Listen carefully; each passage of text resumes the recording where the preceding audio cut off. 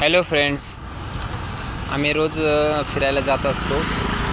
रोज तरी आम्ही 30 मिनटं फिरायला जात असतो. म्हणजे गुंजन आणि गुंजनची मम्मी आणि मी.